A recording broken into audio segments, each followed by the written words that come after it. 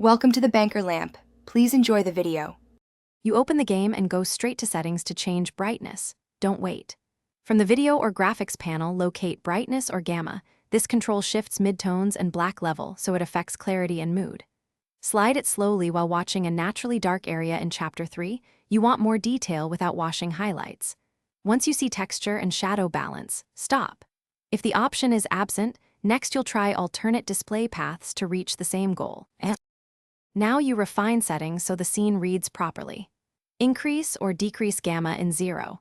1 increments. Small moves prevent blown highlights or crushed blacks. If the game offers HDR or filmic tone mapping, toggle it to compare. HDR widens range but may need brightness compensation. Also tweak contrast and exposure briefly. These change perceived depth and can reintroduce detail or erase it. Make sure to test while moving through a dim corridor and a bright area, so both remain usable and cinematic. Finally, if the in-game slider doesn't give you the result, pivot to System Tools. Open your GPU control panel and change gamma or digital vibrance. These affect every app and can rescue a too dark scene.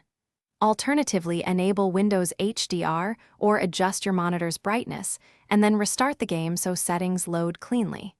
If visuals still look off, verify game files or update your GPU drivers. Rendering bugs or corrupted shaders often cause persistent darkness. Troubleshooting tip: reapply.